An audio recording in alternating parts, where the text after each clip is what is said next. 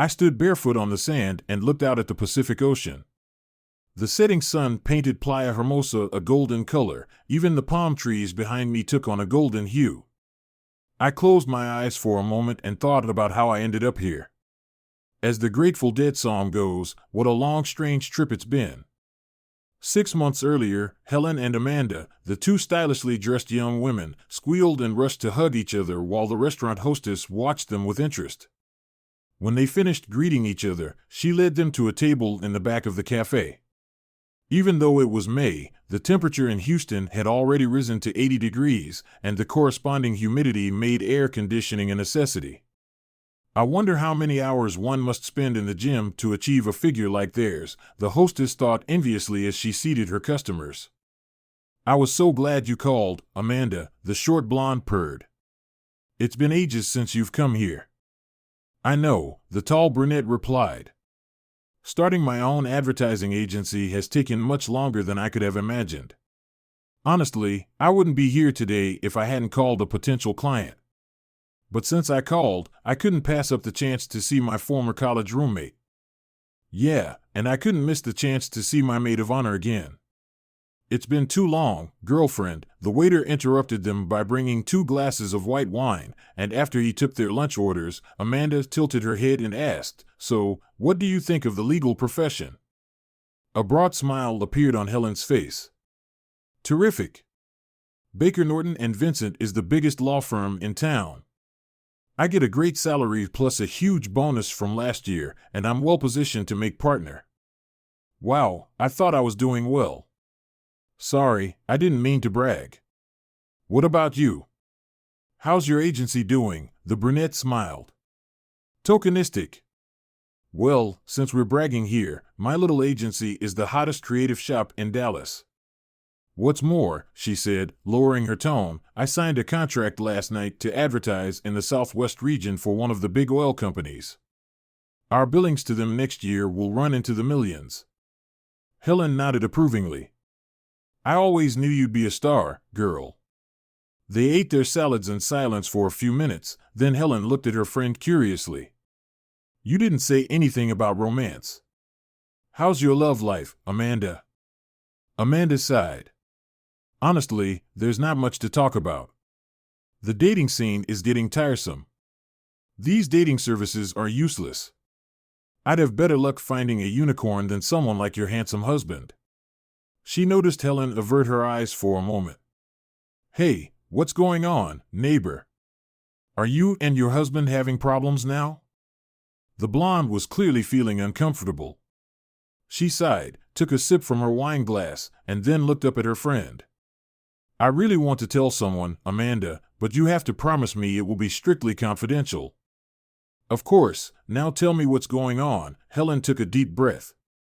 Then, in a low whisper, she blurted out, I'm having an affair. Really? I'm shocked. I thought you and Robert were the perfect couple. She leaned closer. What's wrong? Isn't he that good? Helen shook her head submissively. No, that's not the problem. It's just that, honestly, she shrugged, Robert's turned into a real disappointment. Why? Amanda leaned back in her chair, surprised at the abruptness of her friend's statement. Remember I told you about the deal Robert made to become general counsel for his old company and how it fell through? It was frustrating enough as it was, and now he's decided to hang up his shingle and go into independent practice. Her friend frowned. If he's so passionate about the law, why doesn't he take it up? Seems like a pretty bold move to me. You wouldn't say that if you'd seen him. He's pathetic. He works in a tiny office he rents in a rundown shopping center. He barely has enough hours to cover his expenses, much less bring anything home. And yet, I'm the one who supports us. Amanda raised one eyebrow. I seem to remember him doing the same for you when you were finishing law school. Helen shook her head impatiently. Yes, but that was different. I knew I would succeed as soon as I graduated, and I did, she frowned. But Robert's just banging his head against the wall. His law firm won't be any different than all the other crooks who chase ambulances to attract business. Truth be told, I'm embarrassed when anyone from my firm, or anyone for that matter, asks me about him." She stared off into the distance. "I used to think that together we'd go far and actually accomplish something in life. But honestly, I've left him behind, and he'll never catch up," she sighed. "I've outgrown him, Amanda. It's time to move on." Amanda sat in silence, digesting her lunch and her friend's revelations. After a few minutes, she took another sip of wine and looked at her friend inquisitively. "So, who is the other man in your life?" Helen leaned forward and whispered, "That's my boss at Baker Norton. He's already a partner, and there's talk in the corridors that he's going to be senior partner when old man Baker retires. Sounds like you're aiming high. How long has this affair been going on?" "About 6 months. I think he's crazy about me. He wants to marry me as soon as he can leave his wife." So you both have an inconvenient spouse, yes? But Vance has a prenup with her, so getting out of the marriage won't be too expensive for him. What about you and Robert? Are you going to divorce him?" Renee's face sank. "That's the problem. We haven't even considered a prenup. As things stand now, if we split up, I'll probably have to pay alimony to Robert, and I won't stand for that. I don't intend to fund his pathetic law firm for the rest of my life." Amanda shook her head. "You know you're playing a dangerous game, friend. Texas is not a guilt-free state. If he catches you in bed, he'd probably charge you a lot more than just alimony." Renee looked at her friend in despair. "Refresh my memory, which one of us has a law degree?" Then she smiled to take the edge off her sarcasm. "Anyway, I'll figure something out." 3 weeks later, unfortunately, I didn't find out about the conversation with my wife until much later. Too late to do anything about it. All I knew for sure that May morning was that neither my personal nor my professional life was working out the way I had planned. I was in a somber mood as I pulled up to a small shopping center and parked my car in one of my assigned curbside spots. As I closed the door, I noticed a "for rent" sign in the window of one of the stores at the other end of the center. Wasn't that where that little craft and candle store was located? Damn, looks like they didn't make it. I shook my head, hoping a similar fate wouldn't befall my law practice. Walking to the door of my office, I ran my fingers over the plaque affixed to the wall, "Robert L. Wilson, ESQ, Attorney at Law." The plaque was plastic, but it looked a little like bronze. Maybe someday they'll make me one just like it, engraved in marble. All was quiet inside, but it was 7 in the morning, so what did I expect? I'd always had a habit of getting to work early. There was no reason to change it now. I checked my phone, but none of the potential clients had left messages. I sighed and sank into my chair. Reaching into my desk drawer, I pulled out the folder of paperwork for the contract I was preparing for the client. It was pretty straightforward, but there was no reason not to check everything again just to make sure. I had time, that's for sure. After a few minutes, however, I dropped my pen on the desk and leaned back in my chair with a sigh. If only things had worked out at Alliance. I was an operations manager for Allied Fluid Dynamics, a large regional supplier of components for oil and gas pipelines. I was doing well, making good money, and was in line for a more responsible job. Then Ben Masterson, the president of the company, called me into his office with an interesting proposition. "Robert, Phil Larson came to see me yesterday. He wanted to give me advance notice that he plans to retire in a few years and that Allied will need to find a new general counsel." I hadn't heard that news. Phil was a bit old-fashioned in dress and manners, but he kept the company's legal affairs on track. Not always an easy task in the rough and tumble oil industry. He and I weren't close, but I respected him. Ben couldn't stand him. "Phil also had a bit of advice for me," Ben continued. "He told me we had 3 options for replacing him.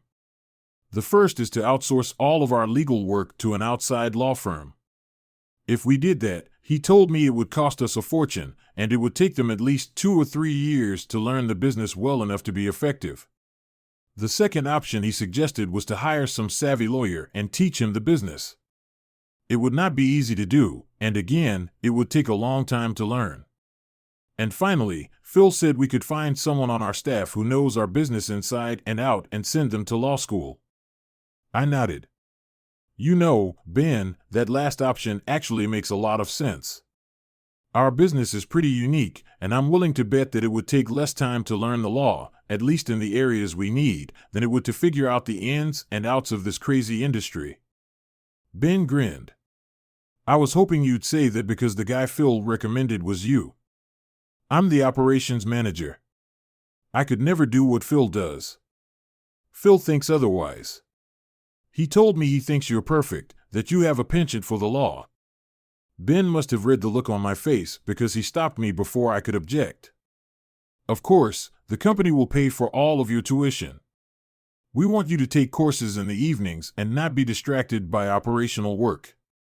It won't be easy, but if you do well, you'll be in a top-level management position at a much younger age than you might otherwise expect. What do you think? I think I should punch Phil Larson in the face. I replied with a laugh, seriously, Ben, it's not something I've even considered. Regardless, I need to get home and discuss this with my wife. He couldn't argue with that, so I went home and told Rena about the possibility. To my surprise, she was all for it. That's great, honey, she enthused. You could go from that boring middle management job right into the executive's office, and if they put you on the board of directors like Phil, you will probably get some big stock options. Maybe. But that would put me outside my comfort zone, I countered.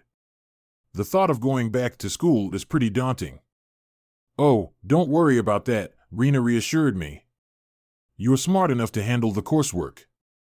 And besides, you'll only have to focus on contracts and regulations, certainly not criminal law. Anyway, I've been through all that before, so I can help you if you get stuck. Come on, Han, this is the chance of a lifetime. You've got to do it. Okay, if you're up for it, then so am I relented. Wonderful, she squealed. My friends will be so jealous. That's how I began my legal career when I enrolled in the part-time program at the University of Houston Law Center. I learned that I would be studying year-round for 4 years. I would take courses in the evenings, taking 10 credits per semester while continuing to work at Allied. In addition, Masterson told me I would have to find and train a successor to take over my job. It was a killer workload, and several times I questioned my sanity. Too often, I made do with little sleep and coffee. Worse, I hardly had any time to socialize with Renee. As it turned out, it was bound to happen anyway. After graduating from law school, Renee was hired at Baker Norton and Vincent, the largest law firm in Houston. She was now working the same number of hours a week as I was, including school. There were weeks when we only saw each other for a couple of hours, but each time, we agreed that the pain and separation would be worth it in the end. Most of these discussions took place after we had driven each other to exhaustion. Despite my doubts and occasional bouts of burnout, I made it through, and the pride I felt on graduation day was proof that I had made the right decision. Of course, there was still one hurdle to overcome, the bar exam. So, on the Monday after graduation, I returned to the auditorium and spent 2 days studying for the grueling 12-hour exam. 3 months later, when I saw my name on the list of those who had passed the exam, I was over the moon. When Ben Masterson called me into his office the following Monday, I was energized and ready to begin my new duties. Despite my excitement, however, I couldn't help but notice the unsmiling expression on Ben's face as I sat down in front of his desk. Robert, he said in a somber voice, I don't know any other way to handle this other than to tell you straight. The board met over the weekend and voted to accept an offer from Kinder Morgan to buy us. They want to proceed with the takeover immediately, so next week, Allied will become a subsidiary of theirs. I was stunned. I hadn't heard even a whisper of such a possibility. What does that mean for all of us? I'm going to retire, as are most of the other directors. By next week, KM will have a new management team in place to take over current operations. I grabbed the edge of his desk to steady myself. How will that affect my role? He couldn't look me in the eye. I'm sorry, Robert. Kinder Morgan subsidiaries don't have in-house legal counsel, so I'm fired. He wrinkled his nose. No, of course not. The general counsel position becomes redundant, but you'll have the opportunity to return as operations manager. Of course, you'll have to let young Stearns go. I thought of the clear-eyed engineer I was grooming as my successor, and she had just gotten married. I can't do that, Ben. Not after the last 4 years. Leave Stearns, and let me go. That's what I thought you'd say, Robert. He shook his head sadly. This merger will be good for the company and many of our people, but not for everyone. I'm sorry. He stood up to let me know the meeting was over. If you go to Human Resources, they'll help you make all the arrangements. He held out his hand, and I reluctantly shook it. I'm really sorry, Robert. This isn't what I envisioned when we set out on this path 4 years ago. And just like that, I became unemployed. I was given severance pay and benefits for 6 months, but that was pretty cold comfort when I remembered my high expectations.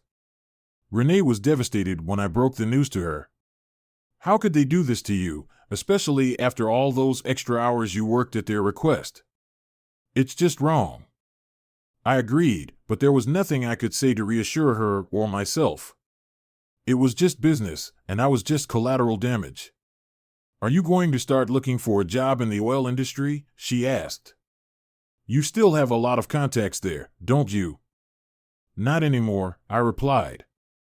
I got so buried in law school that I've lost touch with a lot of my old colleagues. Besides, the price of oil has dropped a lot this year, so they're not hiring. Then what are you going to do? I didn't spend the last 4 years of my life in law school just to throw it away. I'm going to start looking for a job as a lawyer. Don't be silly, sweet, she said. Baker Norton won't hire you. They only take rookies. It's the same at the other big firms. Unless you have special legal knowledge or big clients you can bring with you, your chances of getting a job at one of them are pretty slim. Then I'll start my own firm if I have to, I said stubbornly. She left the conversation, probably hoping I'd drop the idea once. I'd had a chance to think it over, but 2 weeks later when she found out that I had used my severance pay to sign a lease for office space in the mall, she became outright negative. This place is a disgrace, Robert. At this address, you'll never build up a respectable clientele. Just watch me, I vowed. Looking back, I think that's when our marriage really started to go downhill. Renee tried to hide her displeasure with my fancy plan, but she openly resented having to take on a larger share of my living expenses. I didn't like it either, but I couldn't convince her that the situation was temporary. Moreover, she was clearly embarrassed when friends and coworkers asked about my endeavor. She spoke about it only in generalities and quickly tried to change the subject. She practically needed a subpoena to give me the address of my new office. Our friends were sympathetic, but it was easy to hear the reservations in their voices. As a result, I backed off even further to avoid the inevitable "how's the practice going" questions. Renee, on the other hand, continued to rise. She was getting more and more hours and attracting big clients in the process. When we met with people from Baker Norton, all they would talk about was how well Renee was doing and how great her partnership prospects were. This meant that we were under no monetary pressure, even though I had lost income. On the other hand, her successes combined with her resentment towards me meant that she was spending more and more time in the office. Such was the case at the end of May when Hurricane Matty hit. I was reviewing one of my few cases when I heard the front door open. I hurried out of the office and saw a young, well-dressed African-American woman. She looked to be in her early 20s, and the jacket and skirt she was wearing showed off a slim, athletic figure. I remember wondering if she had been involved in college athletics, but the most remarkable thing about her was her hair. She wore it long and natural, and it hung down below her shoulders, framing her beautiful caramel-colored face with an ebony flow. Please let her be a paying client, I thought, introducing myself and ushering her into my Spartan office. When we were seated, I adopted my most professional expression and said, "So, how can I help you today, miss?" She quickly reached across the desk to shake my hand, and her face spread into a smile that seemed to raise the light level in the room. "I'm Madison Armstrong, but everyone calls me Maddie." I'm not looking for your help, I'm here to help you. Before I could respond, she picked up the folder of papers she'd brought with her and held it out across the table. I just finished my first year at the University of Houston Law Center with excellent grades. I am now ready to spend the summer as your legal intern. This was not what I expected. To give myself some time before I let her down, I opened her folder and looked through it. She was doing well, honor society in undergraduate school, high LSAT scores, top 10% of her law class in her first year. And then I realized something was wrong. Aren't you a little late to start looking for internships? And with those grades, shouldn't you be interviewing at one of the big law firms downtown? Her radiant smile faded for a moment. You're right, of course. To be honest, I had an internship scheduled at Baker Norton and Vincent, but just last week, they sent me an email saying there had been a mix-up and they didn't have room for me. I bet one of the partners had met with her and changed her mind. I shook my head sympathetically. I don't know much about that firm. I guess you could say they're a little monochromatic. Her wide smile returned. Well, their loss is your gain. Besides, I'd rather get real-world experience than spend my summer delivering lattes and filing papers. I want to work with real people with everyday problems that you probably face all the time. I couldn't help but admire her courage, but I realized I had no choice. I'm sorry, Miss Armstrong, but I can't hire you.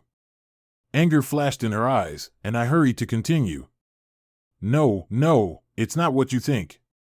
Look, I'd love to have someone with your credentials and your attitude helping me out here, but look around you. It's pretty obvious I'm barely afloat. There's no way I can pay you, even an intern salary. I'm sorry. She looked at me carefully, and then her smile shone brighter than ever. Then it settled. I'll work for free. I'll just stretch my student loans to cover my living expenses over the summer. She winked at me. Besides, I really like ramen noodles. Wait, I can't do that. I'd be taking advantage of you. It wouldn't be fair. A determined expression appeared on her face. You can't take advantage of me if I know in advance what you're offering and agree to it. Besides, her eyes were pleading now, I really need experience and credentials, and Dr. Goldstein said you're a good guy I could learn from. I remembered Goldstein. I'd taken his forensics class, and he'd been tough on me. I was surprised he remembered it all, much less recommended me. I hope I won't regret it. I stood up and extended my hand to her. So, Miss Armstrong, you are my new summer intern, I said. She gave a little shriek and jumped up to shake my hand. Thank you, Squire. You won't regret it, she said. I shook my head when she called me Squire and then laughed when I realized what it meant. You must have misunderstood. My sign outside, my name is Wilson. Robert Wilson. Esquire is just an old-fashioned term for lawyer. Oh, I know that, she laughed. When I was growing up, my father was a lawyer in our little town and everyone called him Squire. I guess it just stuck with me. Well, it's Robert or Mr. Wilson if we have a client coming in, I said as I led her out of my office. You can sit up over there, but I'm afraid I don't have a desk or chair for you. She looked around, not the least bit embarrassed. Not a problem. Is it okay if I use your network connection? I have a laptop in my car. When I nodded, she slipped out the door and returned a moment later, settling into the chairs that served as the reception area. She began to work the keyboard and mouse in a businesslike manner while I watched her with interest. She quickly finished her work, made a few notes on her cell phone, and then looked up at me. Is it okay if I don't start until an hour later? She asked. I grinned. What am I going to do, take away your paycheck? She laughed and hurried out the door. An hour and a half passed before she returned.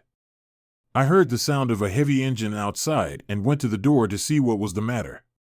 She was just jumping off the cab of a big F-150 when she saw me looking. She waved her hand and invited me to come over. That's my brother's truck, Squire. He let me borrow it, she said. I started to correct her, but was so curious I decided it could wait. She walked me to the back of the pickup truck, and when she opened the back door, I saw a nice-looking office desk. "Where did you buy it from?" I asked. "Craigslist," she replied, seeing my face. She hurried onward. "Don't worry, it was free. Some company was going out of business and was offering their furniture to anyone who would take it. I also bought a chair. Can you help me get them in?" The table wasn't that big, but I was still amazed at how easily Maddie handled her part of the load. Definitely an athlete, I decided, while she went to pick up her brother's stuff. I went back into the house and stood there bewildered by what had just happened. "Definitely not how I expected my morning to go," I said to the new office furniture. 45 minutes later, she burst into the office. "I'm back, Squire. Now we can get to work." Before I could remember to correct her about my name, Hurricane Maddie let the winds of change blow through my life. By the end of the first week, she had completely reorganized my file cabinet. This was a very good thing because I didn't really have any system in place. Since there weren't many clients, I preferred to spread the folders out in any available space. When Maddie realized what I was doing, she didn't say anything, but the next day, I found a new filing cabinet in my office with all my clients alphabetized and neatly stacked. Free on Craigslist, she confirmed in response to my unasked question. My schedule was next in line. Soon, she was already synchronizing the calendar on my computer with my phone and her computer. If we ever get a bunch of clients, I thought, Maddie will make sure we never miss an appointment. Then she tied it all together with my billing system. Organization wasn't her only talent. She also proved to be a wizard when it came to research, flipping through statutes, discovering case law, finding out little things that could help our clients' cases. I had always prided myself on my abilities, but she put me to shame. Once she understood how we were organized, Maddie focused her attention on our clients and their needs. She wanted to know everything about them, and I was happy to let her read their case and point out the relevant laws. After she dealt with their issues, she would come to my office with questions. She was especially interested in why I handled their case the way I did. Now, I began to feel like I was giving her something valuable, training on how a lawyer approaches a case. She quickly realized that practicing law in the real world is not as simple and straightforward as they teach in school. When we weren't working with a client, she would bring her law books, and we would discuss cases. I was impressed with the amount of case law she had already absorbed, and I think she was impressed with the way I analyzed the issues. I enjoyed our classes, and the days went by much faster. I had already told Renee about Maddie, and the idea amused her. One day, she came into my office, and I introduced Maddie to her. Renee barely managed to hide her amusement when she heard Maddie call me Squire. That night at home, Renee couldn't stop teasing me about my buddy. I told her about Maddie's grades and her LSAT scores, but Renee wasn't impressed. It annoyed me. "She'd be an intern at your firm if Baker Norton hadn't turned down her offer," I remarked. "Good thing we turned it down," she grinned. I can imagine the commotion she would have caused walking down the halls with that mop of hair. Well, I think it suits her, and I can tell you that underneath that hair is one bright mind. As far as I'm concerned, Baker losing Norton is my good fortune. Renee rolled her eyes and changed the subject. As the Houston summer unfolded with steadily rising temperatures and humidity, life in the Wilson household grew colder. Whereas Renee had once been intolerant of me and my attempts to start my own law practice, she was now indifferent. When I tried to tell her about a new client or an amusing anecdote about Maddie, she clearly wasn't paying attention. When I suggested going out for a drink or dinner, she always had work to do. By the end of July, we saw each other only rarely. Our life together was nothing but a memory. The situation became so tense that one day, when Maddie asked me another question about a procedure, I lashed out at her. She stood up silently and walked out of my office. I sat there for a minute, letting my anger spill out, then I walked out and sat down next to her desk. "Can I talk to you for a minute, Maddie?" I asked, trying to get her attention. She didn't look at me. "Of course you can. You're the boss," Maddie replied. "I apologize." You didn't do anything wrong by asking those questions. In fact, I'm glad you're so eager to learn. The truth is, the problem is me, I sighed, my shoulders slumping. I can tell you this, Renee and I are going through some bad times, and I probably took it out on you. I'm sorry. She looked at me with concern. What's going on, Squire? I laid out the whole story to her about how Renee had become disillusioned with me and how our relationship had cooled. It's probably my fault. I was so stubborn in my desire to succeed as a lawyer that I ignored the obvious. I'm just not good enough to make it work. No, she said sharply. You had a goal, and you were determined to accomplish it. I don't know how things will turn out, but I know you're a damn good lawyer. I've already learned a lot from you. I appreciate your loyalty, Maddie, but I'm sure Renee doesn't share that opinion, I said despondently. She gave me an appraising look. Looks like things aren't going well in the romance department either, she observed. I smiled crookedly. The only way to see romance these days is to turn on the Hallmark Channel. She reached out and squeezed my hand. Things will work out, Squire. I'm just sure of it. Then she realized what she'd done and yanked her hand away. I had to smile. Thanks for the pep talk, Maddie. Now, I'd better get back to Carlson's suit. That was how we parted ways. I tried not to bring up my home life at the office again, and Maddie tried not to touch on anything personal.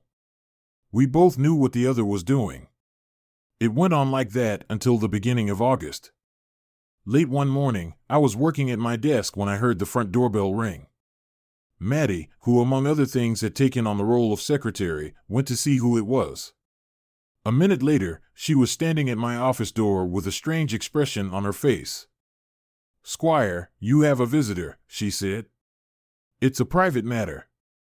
As I stood up to greet the visitor, Renee's former college roommate walked through the door. Amanda Happ. Haven't seen you in ages. How are you? Are you still in Dallas? I'm still working in Dallas, but I came here for the day. My meeting ended earlier than I expected, so I thought I'd take a chance and see if you could have lunch, she said. I pretended to look at my schedule. Sure, that would be great. Do you want me to try to get Renee to join us? Actually, I met her last time I was here. I thought I'd try to do the same with you this time. Oh, okay. Well, in that case, let's do it. I led her out to the reception area to meet Madison Armstrong, who is interning with me this summer. Maddie, meet Amanda Olson, an old friend of Renee and me. We're going to go out to lunch. Can you look after her while I'm away? Of course, Squire, she said and held out her hand to Amanda. Nice to meet you, Miss Olson. Then she returned to her desk as Amanda and I walked out the door. Something struck me as odd. Maddie wasn't smiling. I realized at that moment Amanda grabbed my arm and giggled. What's with the Squire, Robert? I rolled my eyes. It's just mad. It's a long story. Amanda drove me to a charming little bistro, a little farther than I expected, but the food was worth the trip. Over lunch and a couple of glasses of wine, we learned about each other's lives and reminisced about old college buddies. The conversation was pleasant, but I couldn't escape the feeling of unease. We were friends, but Amanda was much closer to Renee than I was. My discomfort increased when the waiter removed our plates and Amanda looked me carefully in the eye. So, how are you and Renee doing these days? Fine, all good. Why do you ask? She waved her hand dismissively. Oh, nothing much. It's just that Renee mentioned that setting up your firm was taking up all the energy, and I understand her own workload has increased as well. I was just worried about you guys. What did Renee tell her about us? It's been a little stressful at times, but we'll get through it, I said. She smiled slightly. You know, when you and Renee first started dating, I was very impressed with you. I thought she had a very good reputation then, and I do. I hope she never forgets that. I sat in silence, not knowing what to say back. It seemed like something else was going on, but I couldn't figure out what. We drove back to my office making pleasant chit-chat, but no sooner had I gotten out of the car than she reached out and squeezed my palm. "I care for you very much, Robert. Please stay in touch, and if you ever want to talk, you know how to reach me." With those words, she leaned over and gave me a quick kiss on the cheek. I waved goodbye to her and walked into the office, where I ran into Maddie. "So, how was lunch?" she asked indifferently. "It was okay. It was nice to get a chance to socialize with each other and talk about college." "A whole 2 hours," I said, taking a quick glance at my watch and marveled. "I guess time got away from me." Maddie looked at me strangely. "Be careful with her, she's got hungry eyes." "Don't be silly, Maddie. She's Renee's best friend. She's not interested in me." "I'm just saying, Squire." With those words, she went back to her desk, and I did the same, but it took me a while to focus on my work. What a strange conversation. Was she really hitting on me? And if so, why now? That's weird. I finally decided to tell Renee about our dinner so she wouldn't think I was hiding something from her, but she was late for a meeting at work that night, and by the time she got home, I had given up and gone to bed. In my annoyance, I forgot to tell her about my dinner guest. If I had been annoyed before, the following week I became downright pessimistic about my marriage prospects. I was hoping we could do something together, but Renee turned out to be busy both Saturday and Sunday. She called me Monday morning to give me even more discouraging news. "We have just begun negotiations on a major acquisition for a client. I can't tell you who's involved, but I guarantee you'll read about it in the Wall Street Journal when it's finalized. Anyway, the negotiations are taking place at the Hotel Alexandra, and since we'll probably be working around the clock to meet the deadline, the firm has reserved a block of rooms for us. As a result, I probably won't be able to be home much this week." The way things had been going lately, I probably wouldn't even notice it, I thought bitterly, but I didn't bother telling her. I worked late that night and then went out and treated myself to dinner at a nice restaurant. I hoped Renee would be there when I got home at 11 o'clock, but she wasn't, and she wasn't there by the time I got up the next morning. I might as well have taken off my wedding ring, I thought angrily as I drove to the office. I'm single in every way except my name. Nevertheless, I tried to keep my anger from affecting my attitude toward Maddie late that afternoon. I heard the front doorbell ring, and a minute later, Maddie appeared in my office doorway. "There's a new client to see you, Squire," she announced, eyes wide. What had gotten into her? When I stood up to greet the visitor, I realized Maddie had brought one of the most attractive women I'd ever seen in real life. She had model cheekbones accentuated by long blonde hair that was tucked behind one ear and flowed down the other side of her face. The blouse and jacket she wore did nothing to hide her developed bust, and the pencil skirt was short enough to expose her long, shapely legs. She could be a supermodel, I thought, and judging by the look on Maddie's face, she was shocked too. As I stood there, flustered, the woman stepped forward confidently and shook my hand. "Mr. Wilson, I'm Amber Thompson. I apologize for barging in on you like this, but I have very little time. In a nutshell, I intend to divorce my husband and would like to engage you as my attorney." With these words, she reached into the patent leather purse she carried with her and pulled out a check. "Here's $2,000 for my fee. If that's not enough, just let me know, and I'll be happy to revise the amount." No, that's quite satisfactory, Mrs. Thompson. "Why don't you sit down so we can discuss the details of your situation," I managed to say, gesturing to a chair. She smiled and shook her head again. "I apologize, but I don't have time for that today. All I wanted to do today was to make sure you wouldn't refuse my services. If your schedule allows, I would like to meet with you at the same time tomorrow to discuss my case with you." I pretended to check my calendar, but I knew that whenever this goddess wanted to meet, I would do my best to please her. "Tomorrow afternoon would be just fine," I assured her. "That's wonderful," she sighed. "I look forward to working with you." She then turned and walked out of my office, but not before I noted that her figure was as attractive from behind as it was from the front. After Amber left, Maddie walked in and stared at me. "So, I guess she had to rush back to Victoria's Secret to finish the photo shoot, huh? I didn't want to say anything that might offend Maddie.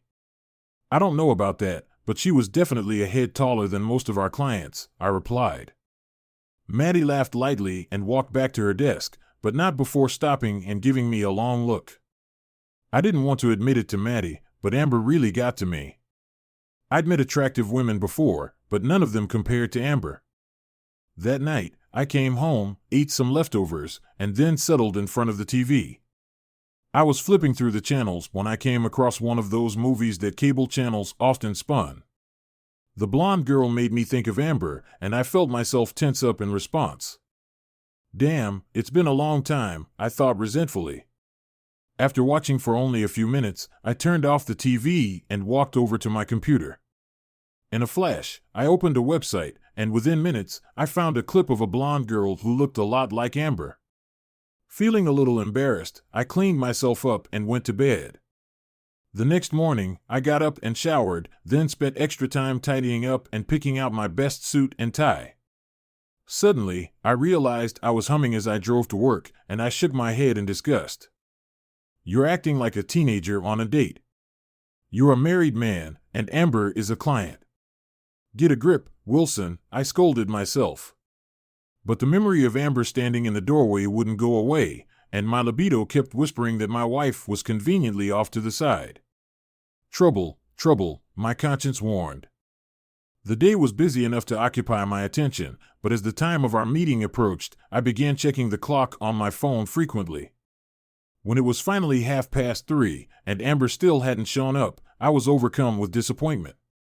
15 minutes later, I got up to look outside, but Amber was still gone. When I turned, Maddie smirked but didn't say anything. At that moment, the phone rang, and as I answered it, I heard Amber's melodic voice, "Robert, it seems like all I'm doing is apologizing to you.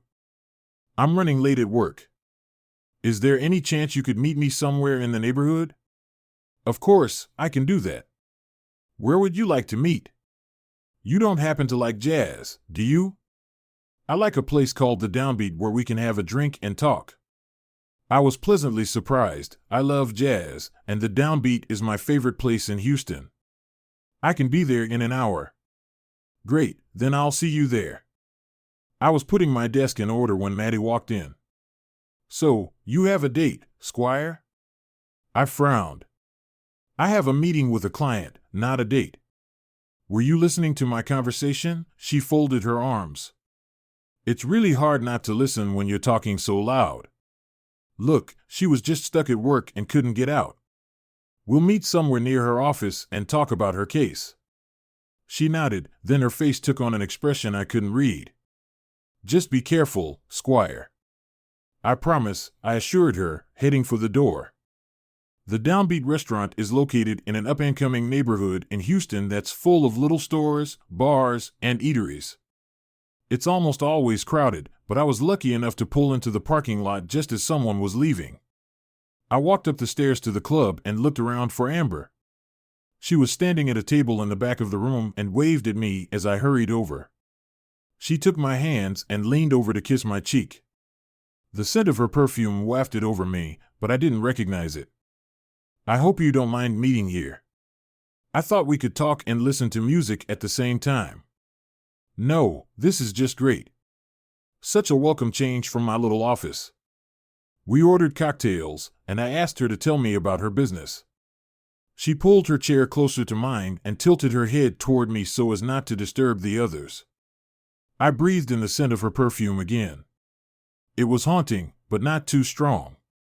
The divorce she was seeking was very simple. We met in high school, dated exclusively in college, and married young. But gradually, we drifted apart with different tastes, opinions, and interests. Irreconcilable differences is how one might describe what happened to us. So, we decided to do the civilized thing and get a friendly divorce. We basically agreed on the division of property. All I need now is for someone to be in my corner to make sure I don't miss anything and help me through the process. "Sure, I can do that." "Thank you," she sighed into my ear. "Now, if we're going to work together, I'd like to know a little bit about you as a person." I didn't usually get this kind of request from clients, but I didn't mind telling her a little about myself. We started exchanging bits and pieces of our stories about the who, what, when, where, and why of our lives. While we were doing this, the waitress brought another round of cocktails and appetizers, and two delightful things happened. First, Amber proved to be a good listener, showing genuine interest in what I was sharing. Second, when she started talking about herself, I was surprised to discover how much we had in common. We liked the same music, went to the same concerts, watched the same movies, and preferred the same cuisine. It was almost supernatural. As we began our third round of cocktails, I thought to myself, it's as if we were made for each other. Renee's face flashed through my mind, and I felt a pang of guilt. Then I remembered how strained our relationship had become and how she'd practically dumped me this week. The guilt disappeared. I'm not doing anything wrong, just enjoying the company of a new acquaintance, I reasoned. We talked long enough for the fourth cocktail to appear and was emptied as the group took a break. Amber leaned over to me and said, "I need to run to the ladies' room. Please wait, I'll be right back." As she walked toward an alcove at the far end of the room, I couldn't take my eyes off the way her hips and legs moved in her tight skirt. When she returned, I realized I needed to relieve the pressure on my bladder and excused myself. Standing in front of the urinal, all I could think about was how beautiful and charming my new client was. Finished, I washed my hands and then carefully checked my appearance in the mirror. There was another portion waiting at our table before I could say anything. She smiled and said, "I'll have to go after this one." I really didn't want the evening to end, so I settled down next to her and raised my glass, intending to drink as long as possible. The band returned, and as we sipped our cocktails, she leaned over to me and said, hotly, "I just love this number." Indeed, the little trio was improvising on the theme of a classic Miles Davis composition, one of my favorites. I smiled in appreciation, and we sat almost touching, enjoying the music. After a minute or two, she rested her head on my shoulder, and her perfume wafted back to me. The applause from the other patrons startled me, and I instinctively stood up as the lights came on in the hall. Amber was standing right in front of me, almost touching. She lifted herself up on tiptoe to reach my ear. "I drove here in an Uber. Would you mind giving me a ride home?" "Sure," I replied without hesitation. "I'd love to." "Drive me," she said. As I pulled into the street, she leaned over and took my hand, pointing the way to her apartment. When I parked on the curb in front of her building, she threw me a meaningful look. "Come inside. If you'll come upstairs with me, I can give you a copy of the proposed property division agreement." All I could do was nod. The thought of being alone with her in her apartment pushed all rational thought out of my head. Once inside the apartment, she led me to a padded corner. Her cell phone pinged softly. She glanced at the message, typed a quick reply, and then smiled at me. "Let me turn the sound off so we won't be disturbed." Placing the phone and purse on the coffee table, she gave me a smile so promising it took my breath away. "Hold on a second. I'm going into the bedroom to freshen up." As she disappeared down the hallway, I looked around her apartment. Everything was perfectly arranged in its place. It looked like a furniture showroom. Suddenly, a sound from the wooden coffee table startled me, and I realized her cell phone was vibrating from another text message. I picked it up to put it on something quieter and was surprised when the screen lit up. It displayed the conversation that apparently had been happening with someone all evening. Had he arrived yet? Just got here. X in the drink, done. Don't forget the video, okay? My foggy brain had a hard time interpreting the cryptic messages, but then I noticed something that set off an alarm I couldn't ignore. There was no name attached to the messages, just a phone number I knew by heart, Renee. Why is Renee texting Amber? What the hell was going on? I couldn't put it all together, but I suddenly felt an overwhelming urge to get out of there. I quickly ripped a page out of the Architectural Digest lying on the coffee table and wrote a note in the margin. "Sorry, have to leave. An alarm just came in from my office. Call me tomorrow." Robert, with those words, I rushed to the door and went outside as quietly as possible. Once back in the car, I pulled away from the curb and sped off at all possible speed. What does all this mean? How does Renee know Amber? How did she know we were going out tonight? What do these messages mean? With my mind blurred and panicked, I hadn't been paying attention to where I was going and was surprised to find that I had automatically made it to my office. Not knowing what else to do, I staggered to the door and allowed myself to go inside. I sat down on the couch that Maddie had found for us on Craigslist and put my head in my hands, trying to stop the spinning in the room. Eventually, I gave up and laid down to rest my eyes. Squire, wake up. Are you okay? What happened? I opened my eyes and saw Maddie's worried face looming over me. Oh God, I moaned, sitting up awkwardly. What time is it? A little after 7. Then I looked up at her. You wouldn't happen to have any aspirin, would you? She hurried to her purse and came back with 2 pills and a coffee cup. I popped the aspirin in my mouth, took a big sip of coffee, and shrieked. Oh, that's so hot. Good, she said, putting her hands on her hips. Maybe this will help you sober up. I shook my head, which made it hurt even more. I drank a lot last night, but I don't think that's all. I think I was drugged. She pulled her chair over to me and sat down with a concerned look on her face. What's wrong, Squire? Tell me everything, and we'll try to figure it out. I began to describe the night's events, omitting details such as the temptation I had felt. However, it must have caught Maddie's eye because she asked, Riley, is this how you usually conduct client meetings? I didn't bother to answer. She knew the answer when I moved on to telling her about taking Amber to her apartment. The expression on Maddie's face changed to one that I couldn't identify. So, you slept with her? She demanded. No, that's when things got really weird. I thought we were over the line. I ignored her when Amber came back into the bedroom. Her phone vibrated with a text message. I looked at it, and it blew my mind. The message was from Renee. Maddie's eyes widened. Renee? How's your wife, Renee, exactly? I recognized Renee's phone number. It freaked me out. How does Renee know Amber? And why would she text her at this hour? What exactly was in the message? There was a whole series of messages, and I can't remember them all, but she was asking Amber about X in a video. Anyway, I got totally paranoid, wrote Amber a note about the break-in at the office, and got the hell out of there. That's the first smart thing I've done all night. Maddie is good at sarcasm. I ignored her again. When I got to the car, I had a hard time thinking. Maybe it was all those cocktails, but it felt like it was more than that. Anyway, I ended up here and collapsed on the couch, and I still don't understand what happened. Maddie was silent for a moment, then leaned forward. Squire, I think you were set up. My head was still throbbing. What do you mean, set up? Was it you who suggested we go to the jazz club to meet?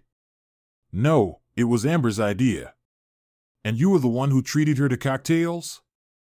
Well, no, but I didn't mind. Nope. And you offered to drive her home? Well, she asked, but I was happy to do it. Besides, she said she had a copy of her husband's proposed agreement in her apartment, right? So basically, what you're saying is that she decided where you'd go, how long you'd stay, how much you'd drink, when you'd leave, and that you'd eventually return to her apartment. Oh God, I moaned, holding my forehead. And those texts you saw, Renee asking Amber. Where you've been? No, I don't think so. She just asked, is he there yet? What was the last message you saw? Don't forget the video. So, what do you think made Amber wait so long in the bedroom? She said she wanted to freshen up, but I was hoping she had changed into something more comfortable. Maddie rolled her eyes. I bet she made sure the hidden camera was ready to record what happens next. Her head was already on the mend, but her mood was getting worse. You're probably right. Suddenly, it hit me. And I bet I know why Renee was going to use Amber's little shoot to blackmail me. Now it was Maddie's turn to be embarrassed. But why would Renee want to blackmail you, Squire? I thought she was the one with all the money. Exactly, I said, and now the pieces were quickly coming together. She wants to divorce me on the grounds of adultery to avoid having to share the property with me. I shook my head in disgust. I knew things were bad between us, but I never thought she'd try something as despicable as this. But who is Amber, and how does she fit into all this? Isn't it obvious? She's a decoy to lure me into a trap. She's probably an expensive escort hired by Renee. Then I paused. But if that's the case, she certainly fooled me. She knew so much about me, and we had so much in common. At that moment, my phone rang, and I recognized the number. It's Amber, I mumbled to Maddie. Get her over here. If we can talk to her, we might get to the bottom of this. It amused me that Maddie wanted to play detective, but I wanted to know what was going on too. So, I answered, "Hi, Maddie. I'm sorry I disappeared last night. I thought my office had been broken into, but it turns out some drunk guy accidentally set off the alarm. Listen, I've been meaning to call you. Could you bring that property settlement over here sometime this morning?"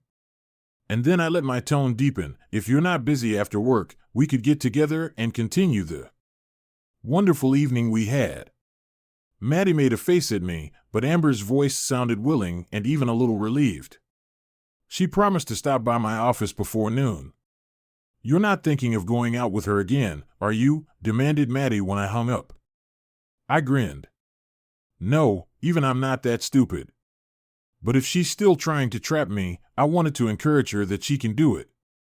Maddie nodded, and I noted the slight smile that flashed across her lips. Then she cut to the chase. Look, while we're waiting for her to show up, why don't we make some inquiries about this Amber Thomas and see what we can find out? We sat down side by side at MTI's computer. First things first, I said, let's check the court records to see if Amber Thomas filed for divorce. No surprise, there was nothing. Finding nothing else, Maddie did a quick Google search for Amber Thomas, Houston, Texas. A little over 40 queries came up with occupations ranging from teacher to technician to homemaker, etc. This is going to be slow, I muttered. Then it hit me. Let's check the police records and see if we can find anything. If she really is a prostitute, she may have been busted for solicitation. The idea seemed like a good one, but we didn't find anything that could help us. Maddie shook her head. Amber Thomas is probably an assumed name. Then she suddenly perked up. The address of her apartment, maybe that way we can figure something out. When I gave her the address, she quickly went through the tax lists. It took a while, but then she looked at me anxiously. Squire, if I understand correctly, the apartment you took her to was purchased by Baker Norton and Vincent 5 years ago. Now that's interesting. Let me try something else to be sure, she said, and did a quick search on that law firm. Going to their website, she found a list of employees. There were over 100 names, but they were in alphabetical order. Again, hit and miss. No Amber Thomas, Maddie said, sinking into her chair. She was about to close the window when she suddenly stopped. Wait a minute, look at this. Her cursor highlighted Amber Tompkins in accounting. When she clicked on the name, a picture of Amber Thomas appeared. Holy Squire, she works at your wife's firm. I shook my head in confusion. They may work at the same law firm, Maddie, but Amber handles the back office. She has nothing to do with Renee. Well, at least we know where Renee hired her. Maybe we can fill in the blanks when Amber gets here. We tried to get some work done, but it was hard to concentrate.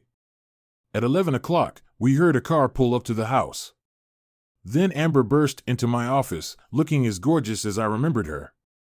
But before she could say anything, Maddie walked in behind her, and I gestured to her. I don't think you've met my legal assistant, Madison Armstrong. Amber looked taken aback for a moment, but then held out her hand with a wide smile. Nice to meet you, Miss Armstrong. I'm Amber Thomas, and it's a pleasure to meet you, Amber Tompkins, Maddie replied without a matching smile. Amber turned pale and gasped slightly, then stopped herself. I think you misheard. It's Amber Thomas. Maddie glared at her. I meant exactly what I said, Amber Tompkins. Amber looked around nervously for help but saw me standing there with my arms folded and a stern expression on my face. We know who you are, Amber. Now, I think it's time to tell us what's going on. Amber shifted her gaze from me to Maddie and back again, with a shocked expression on her face. Then, to our amazement, she burst into tears and slumped into a chair. I never wanted to do this. I told Renee it was a stupid idea, but she wouldn't listen, she cried. Some more then pulled a handkerchief out of her purse and wiped her eyes. Okay, I'll tell you the whole story. Renee set the whole thing up. She cut you off at home so you'd be more receptive to me. She instructed me on what to say to you, your likes and dislikes, anything to make you more comfortable with me. And just in case that wasn't enough, she gave me some ecstasy to slip into your drink when I went to the bathroom, I said bitterly. That's right, I said. Then I asked you to drive me back to the firm's guest apartment. I looked at Maddie. That explains why it looks so sterile and uninhabitable, I said. There wasn't a single personal item in the room. She nodded grudgingly. And when you went back to the bedroom, what did you do? I put on my nightgown, she blushed. Renee told me what kind of underwear you like. I bet that's not all you were doing, Maddie interjected. Now, Amber couldn't look at us. I also turned on the camera Renee gave me and made sure it was pointed at the bed. Maddie snorted angrily, but I had other questions. Why, Amber? Why did you and Renee try to set me up like that? Now she was looking at me with pleading eyes. She didn't want to talk about it, but I think the answer is pretty obvious. She wants out of your marriage so she can date Hoffmeister. A lot of people know they're having an affair. Vance Hoffmeister, he's her boss. The firm would never tolerate them having a relationship. She shook her head. Upper management doesn't know, and when they're both divorced, the firm won't be able to say anything. All they'll do is assign her a new boss. I turned to Maddie. We were right, this was a preemptive strike to get undeniable proof of my infidelity and then get a quick and painless divorce without paying me practically anything. Word is that Renee is about to make partner, Amber added. If she gets it, she'll start getting really big money. She probably doesn't want you to get any of that money. I stared at her. But why, Amber? How did you get involved in this dirty scam? She began to cry again, quietly but bitterly. It's my own stupid fault. When my marriage broke up a couple of years ago, I accumulated large debts. I was gradually paying them off when my sister got sick and needed money for an operation. She had no assets and I had no credit. She didn't look at us. But I had access to an escrow account I had set up for one of the firm's clients.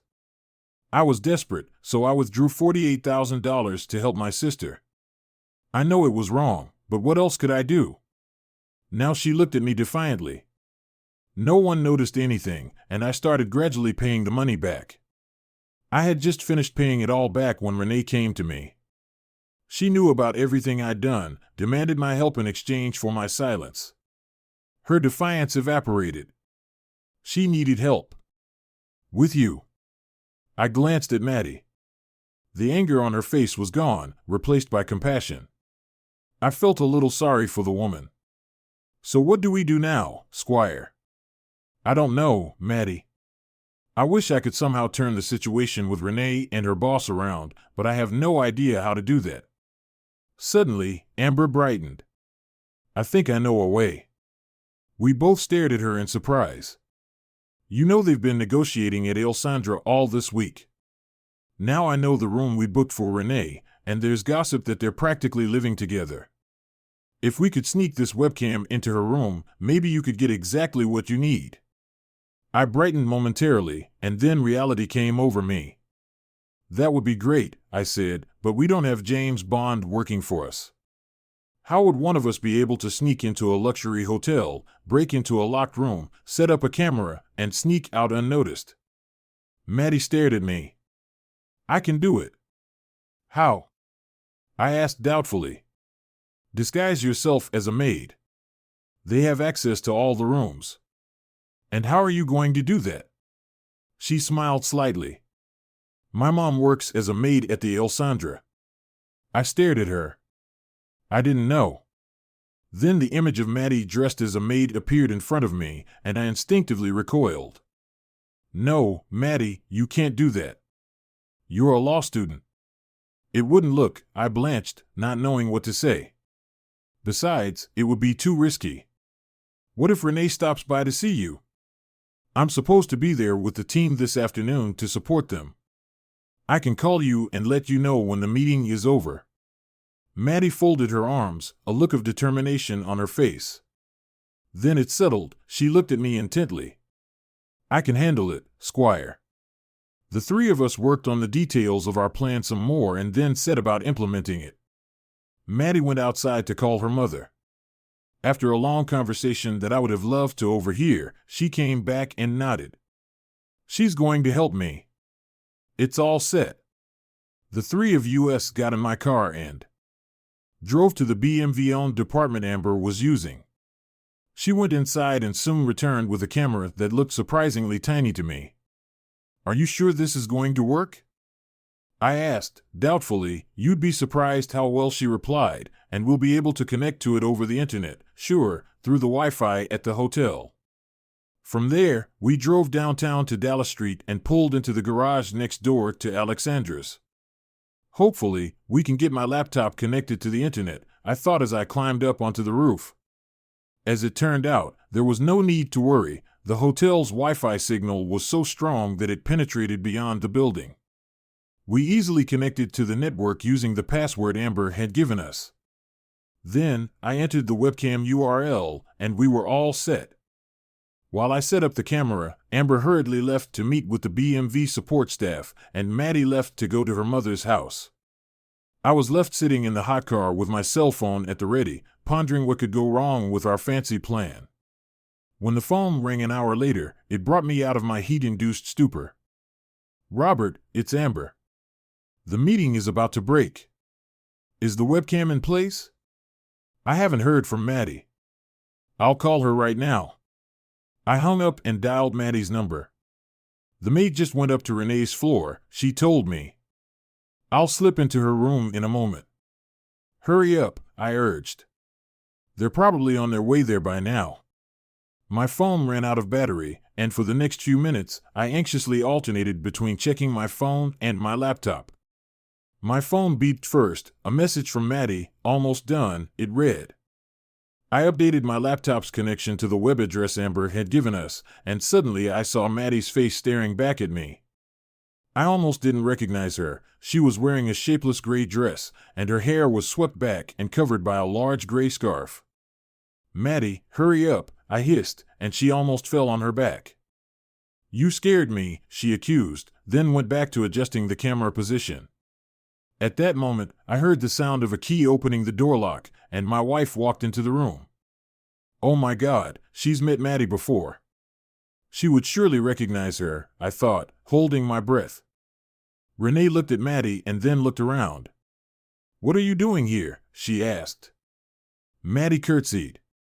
Refuse service, ma'am. She calmly walked over to the double bed and pulled the covers off one of the pillows. Would you like 1 mint or 2? She asked. No mints, Renee snarled, turning away from her. Just finish it and leave. Yes, ma'am. Sorry to bother you, ma'am. With those words, Maddie turned, winked at the camera, and then nonchalantly left the room. Luckily, I remembered to turn off the speaker on my laptop because I let out a huge sigh of relief. She didn't recognize Maddie. Apparently, Renee hadn't bothered to pay attention to the help. At that moment, the passenger door jerked open, scaring me half to death until I saw Amber sliding into the car. Did Maddie make it in time? She asked.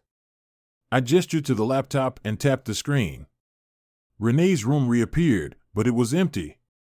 Then I noticed the bathroom door was closed. Surely Renee is in there, I said. We heard a jaunty knock on the hotel room door, and Renee hurried out of the bathroom wearing the complimentary robe Alexandra had provided. When she opened the door, a man entered the room. "It's Hoffmeister," Amber whispered. "Thank God you're finally here," Renee said. "I thought these old dinosaurs would never end." I knew what was about to happen, but it still didn't prepare me for reality. Renee, the woman I had loved unconditionally throughout most of our marriage, was about to cheat on me with another man before my eyes. I must have made some kind of noise because Amber reached across the console and patted my arm. "I'm so sorry," she whispered. Suddenly, the back door of my car swung open, startling us both. Maddie climbed inside. "I got here as fast as I could," she said, panting. "Did I miss anything?" I silently pointed to the laptop, and she leaned back in her seat to get a good look at it. "Oh," she said, and went silent. Maddie sighed, and I could see the anger on Amber's face. Renee pulled herself up on the bed. "I talked to Amber at recess today," she reassured him. "She said she's going to see Rob again tonight, and she promised she'll get everything out of him this time. I hope you don't think she's getting cold feet, do you? She has no choice. We lured her into embezzlement, and she knows it," he nodded. "And when we get the videotape, you'll nail him too," she smirked. "If he tries to resist, I'll threaten him with going before the bar with a misconduct charge for sleeping with a client." Vance looked at her incredulously. "I don't know if you can pull that off, babe. Didn't the Texas Bar Association dismiss that charge?" "Who cares?" she grinned. "The last thing a practicing single attorney needs is a reputation for screwing over his clients. He'd have to leave town if that got out. Anyway, the judges here aren't too favorable to adulterers, so once I file suit, I should be able to get a quick judgment and be free of him in a couple of months." Then her expression changed. "What about you? How soon can you leave your sanctimonious wife?" "We've already talked about this, Renee. I can't do anything until Baker is gone. But I have word that the old fart has told the senior partners he'll retire after Christmas.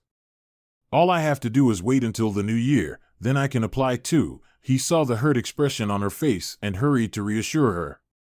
"The timing will be perfect, baby.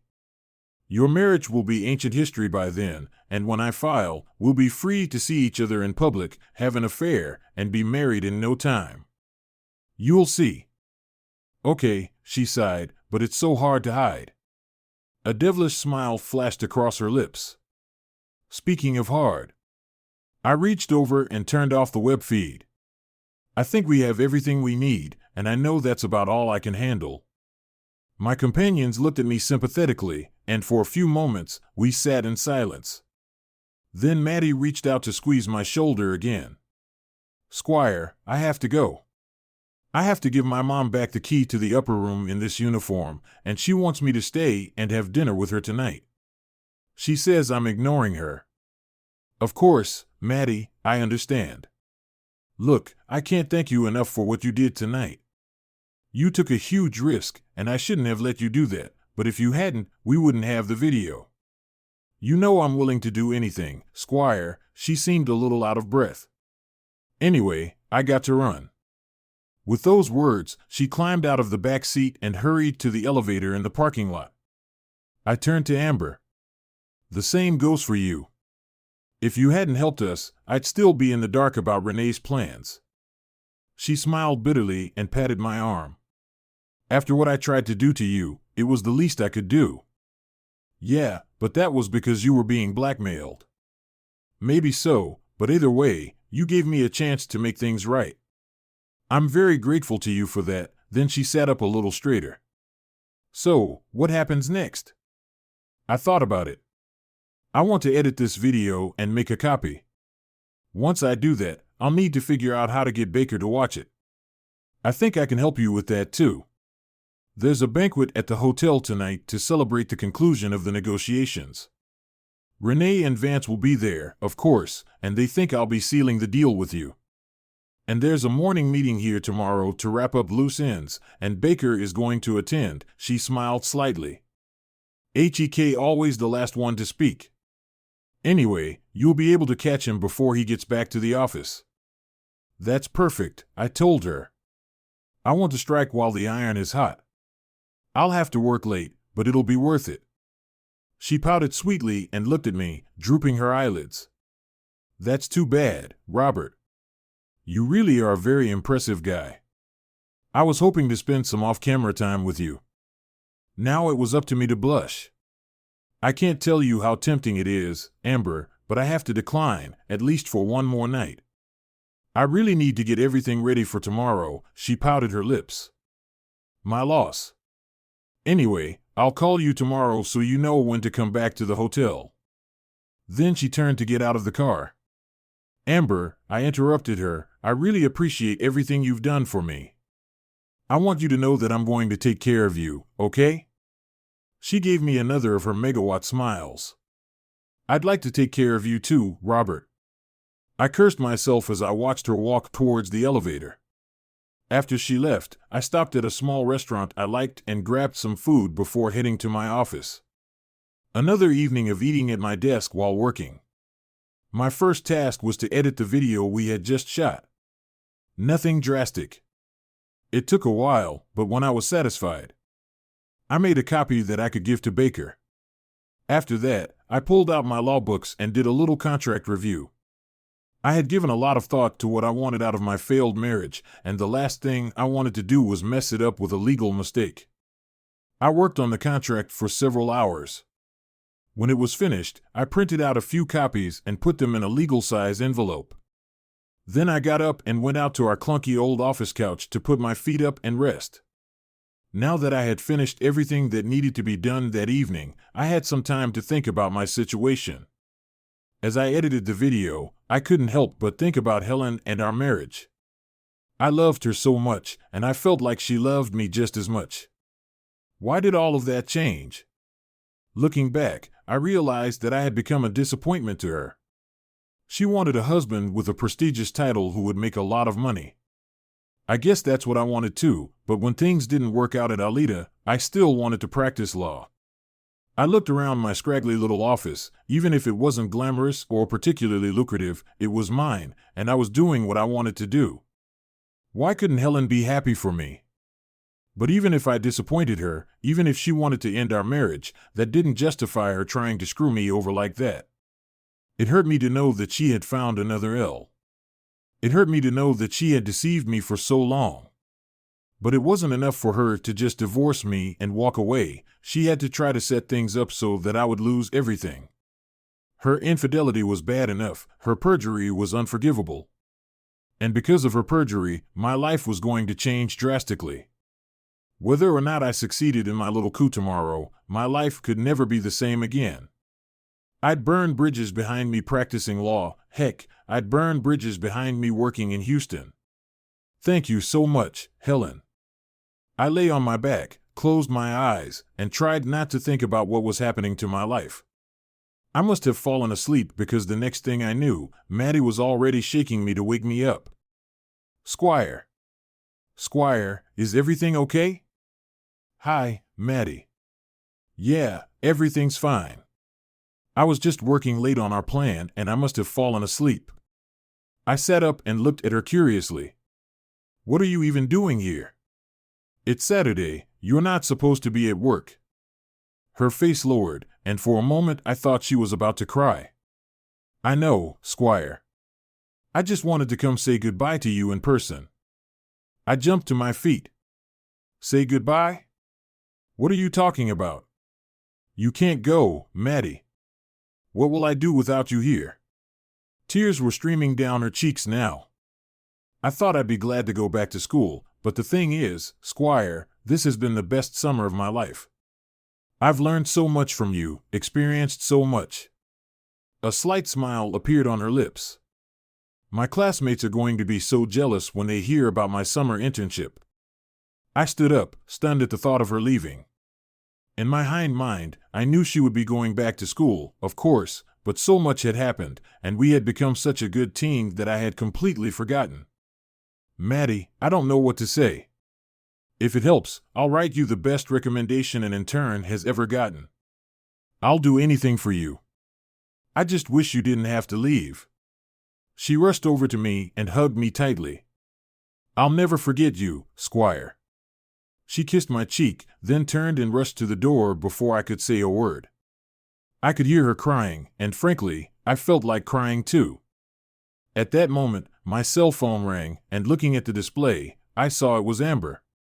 "I hope you're ready," she said in a quiet voice, as if there were strangers nearby. "The meeting will adjourn in the next half hour, so you'd better get here as soon as possible."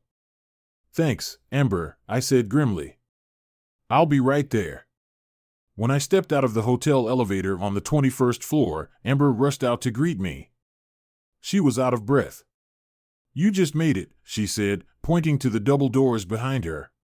"He should be out of there any minute." "Thanks, Amber. Now you need to work on yourself. Good luck." She whispered and kissed my cheek before hiding when I looked back.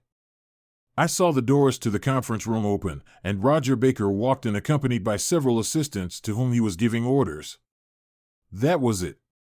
I walked over and blocked his path. "Hello, Mr. Baker." He looked up, startled, and his aides fidgeted uncertainly. Then his face lit up with recognition. "I know you. You're Renee Wilson's husband, aren't you?" I nodded.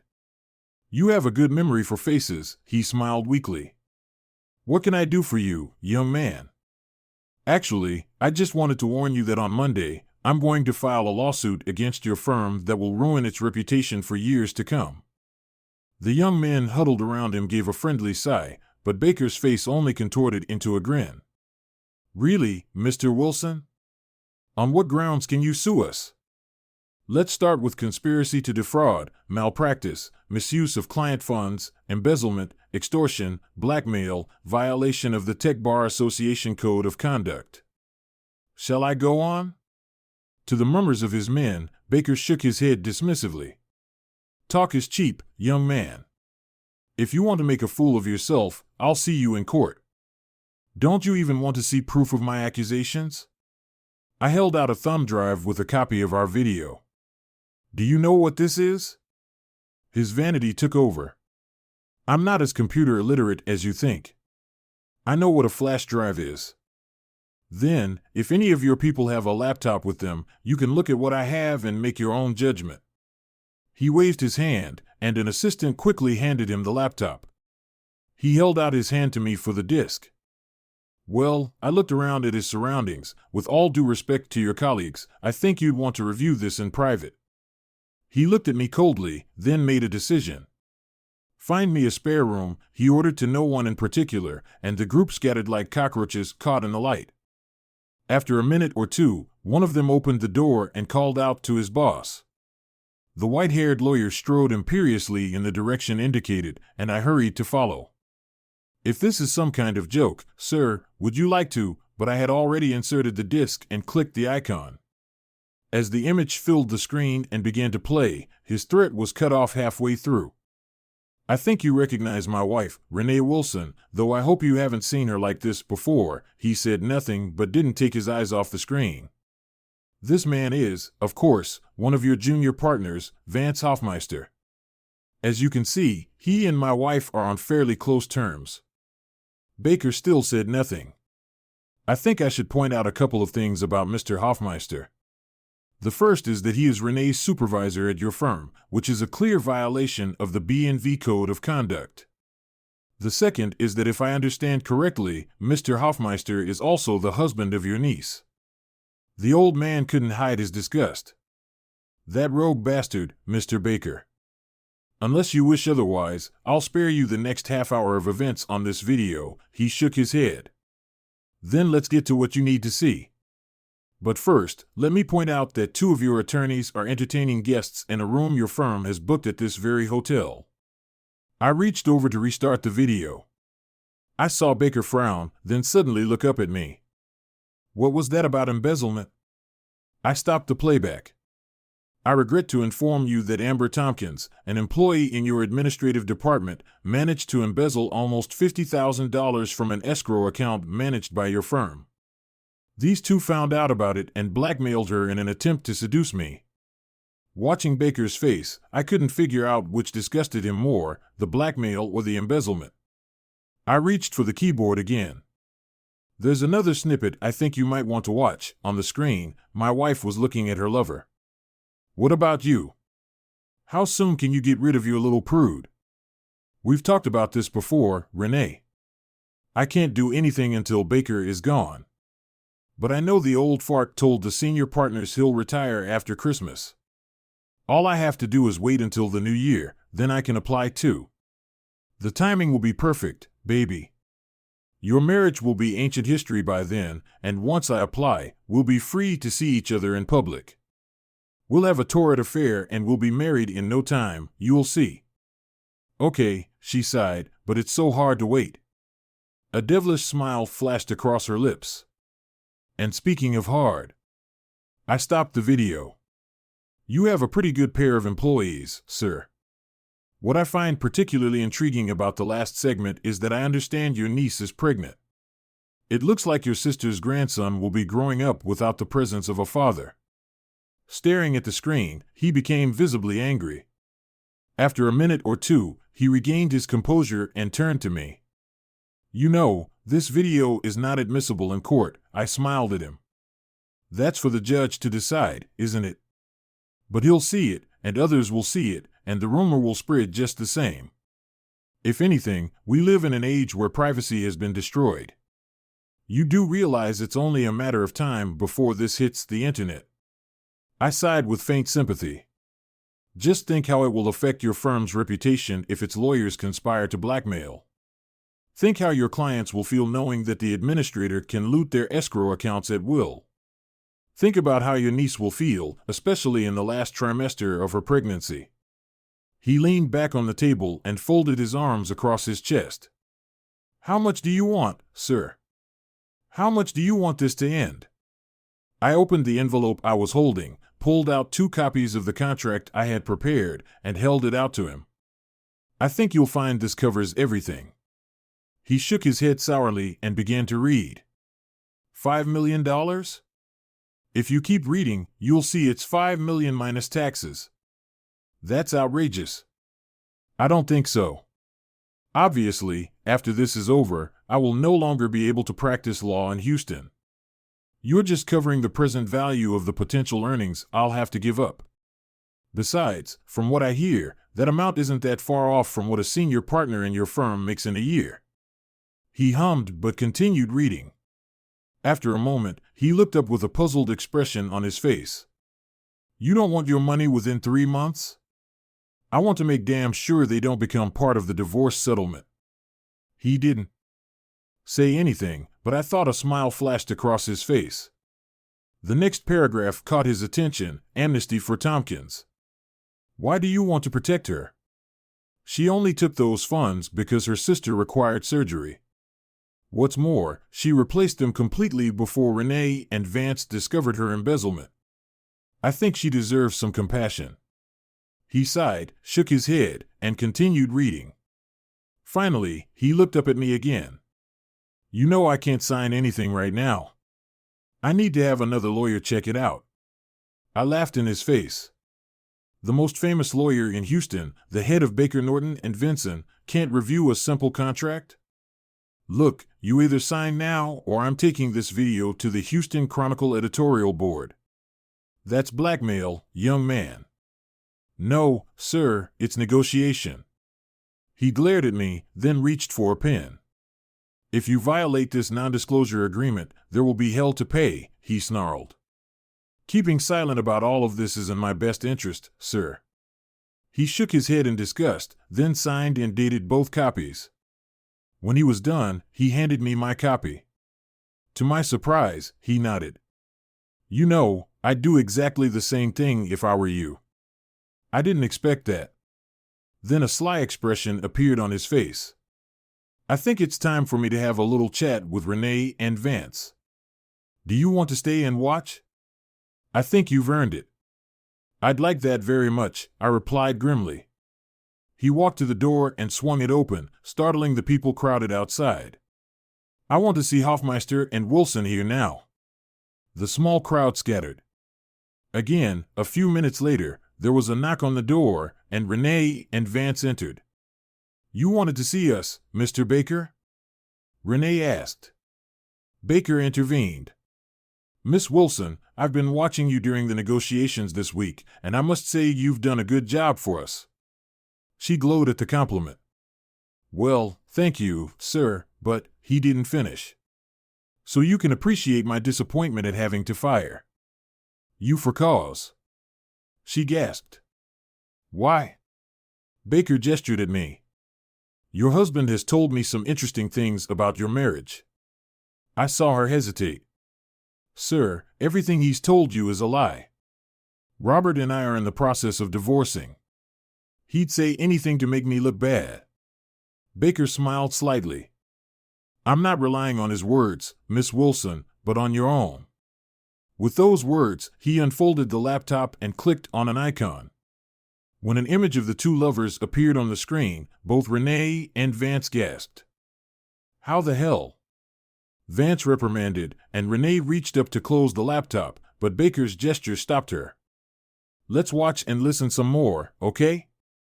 While the guilty couple watched in horror, Baker let my edited version play in its entirety, including a discussion of their extortion scheme. Baker slammed the laptop shut. I told you, you were a good lawyer, Miss Wilson. Would you care to tell me how many laws, rules, codes, and ethics you admitted to violating in that video? But Mr. Baker, that's enough, he snarled. Then he walked over and opened the door. Mr. Rosen, he called, gesturing to one of his assistants. Escort Miss Wilson into the office and stay with her while she clears her desk. She's only allowed to remove her personal belongings, no folders, no electronic equipment, no papers. Inspect everything and then escort her out of the building. Do you understand? The man flinched. Yes, sir. Renee managed to throw a shocked glance over her shoulder at Vance before she disappeared from sight. All the while, Hoffmeister had retreated to a corner of the room, trying to be as inconspicuous as possible. It wasn't enough, and Baker turned his attention to the cowardly man. Under other circumstances, Hoffmeister, you would be out the door with your lover by now, but I love my sister and her daughter, and I'm not about to give up the father of her future child, no matter how much of a piece of expletive you are. However, I am immediately stripping you of your partner status. Instead, I am appointing you as my personal assistant on special assignments. I will send you to a place where you will have less chance of being seduced by the next that comes into your sight. Now get out of my sight and go home to your wife. And Vance, treat her like a queen, understand? Yes, sir, he squeaked and sprinted out of the room. Baker sank into a chair and turned to me. Well, Mr. Wilson, are you satisfied? Yes, sir, satisfied. I told him. Good. Then get out of here. I need to call my partners and resign. Apparently, this place has dogs, and I need to clean up. They tilted his head and gave me an assessing look. You know, I may have hired the wrong Wilson. Then his face hardened, and he stared at me angrily. But I'd still rather never see your face again. I grinned and headed for the door.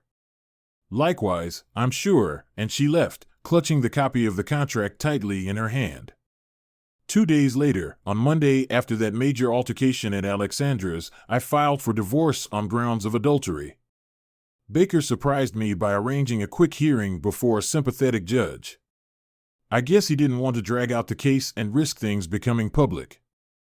Renee didn't contest the divorce. She had seen the video of me filming Vance and her. She didn't want it shown in court. Of course, I was bound by a non-disclosure agreement, but she didn't know about my deal with Baker. I didn't bother to educate her early on. After the lawsuit was filed, she called me and asked if there was any way I could forgive her. Even if I could get over your cheating, I could never forgive your betrayal, I told her.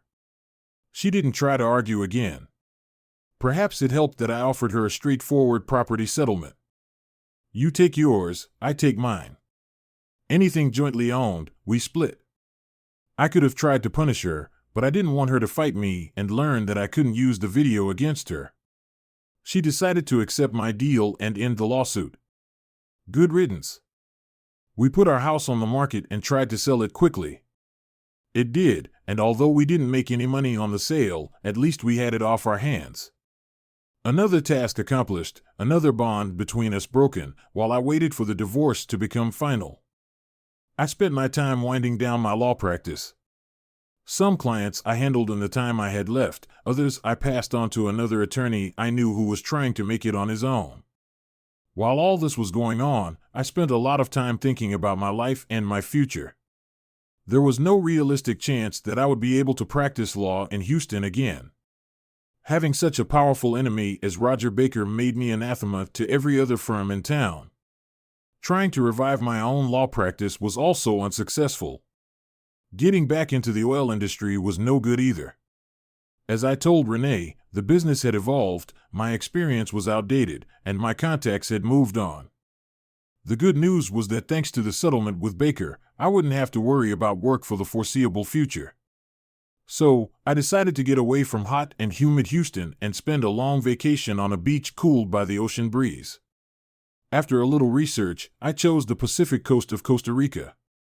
Why not lounge on the beach, pondering at leisure about my future? These plans should have made me happy, but instead, I found myself depressed. In fact, as soon as I thought about it, I felt bad.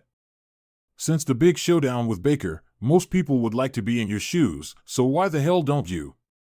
Part of the problem, as I knew it, was that my marriage was over. I didn't miss Renee, she had very effectively destroyed any feelings I had once had for her. But I always saw myself with my wife and family, and I couldn't help but mourn the loss of that way of life. And that wasn't all I lost.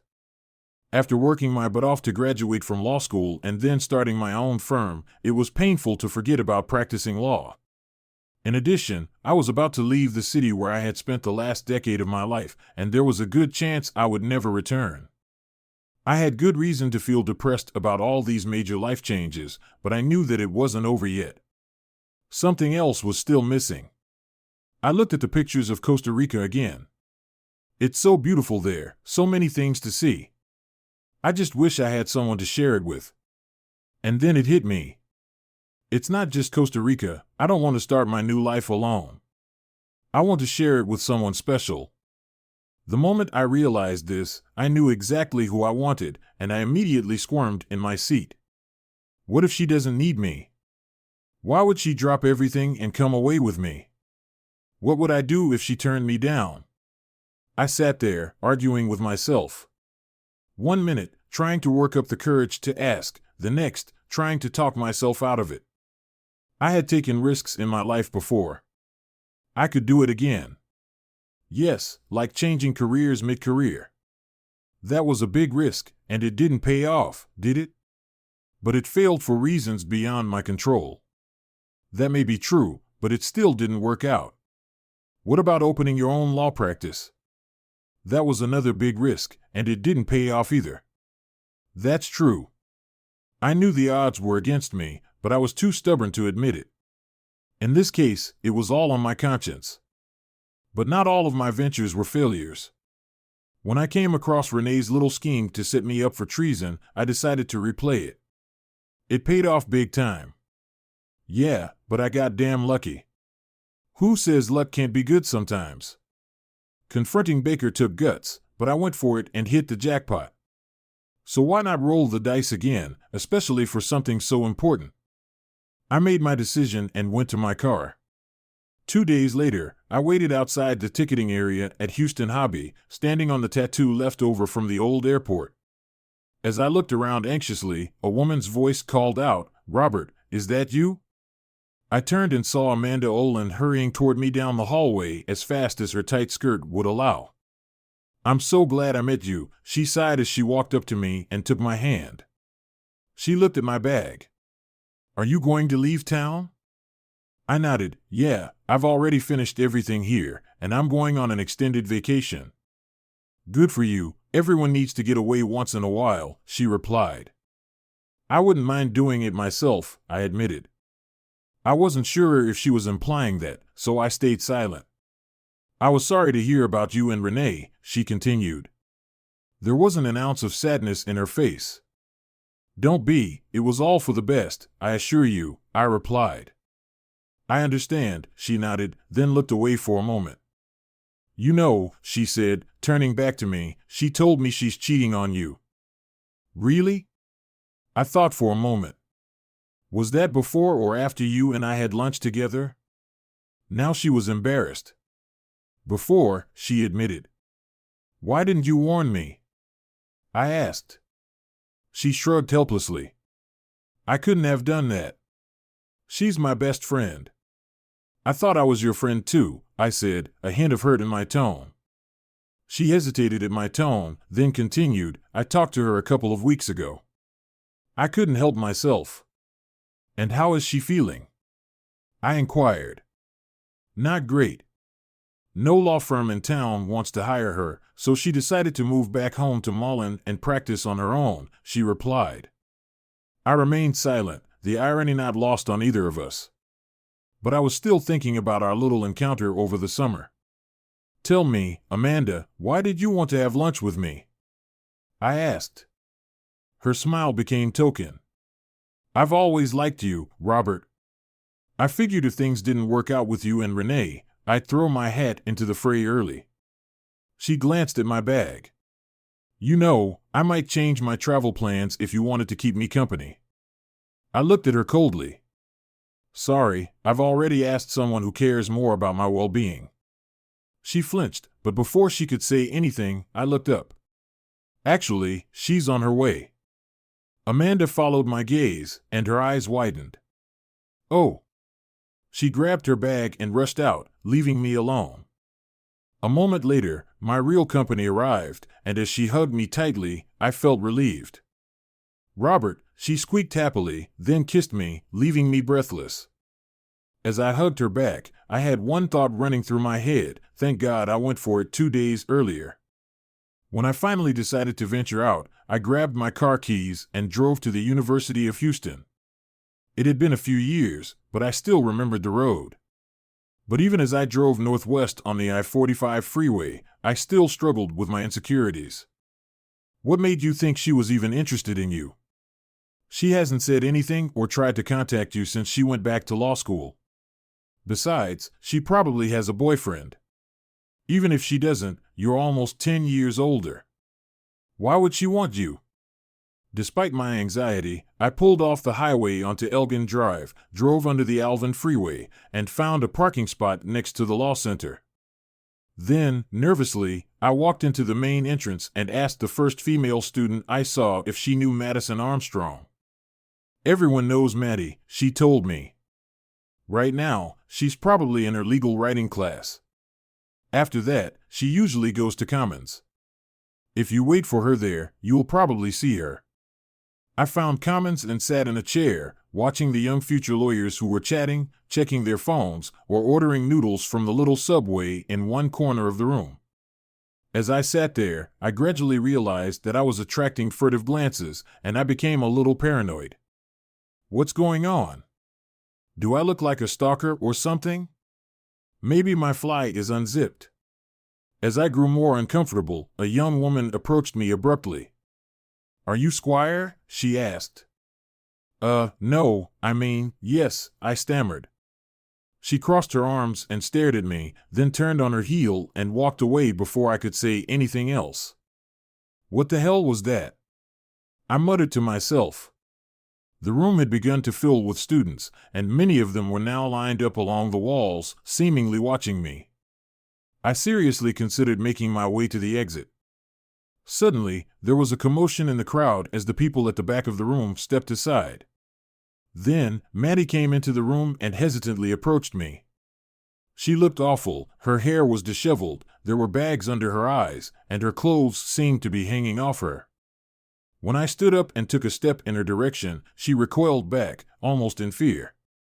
I didn't feel like having a conversation in front of an audience, but I didn't seem to have a choice. No sooner had I spoken, however, than she asked, "What are you doing here, Squire?" in a voice so low I could barely hear her. Maddie, Renee, and I are divorced now. We sold our house, and I'm planning on leaving town. But I'd like to see you before I leave, I replied. The students watching us gave a friendly sigh, and then an angry rumble filled the room.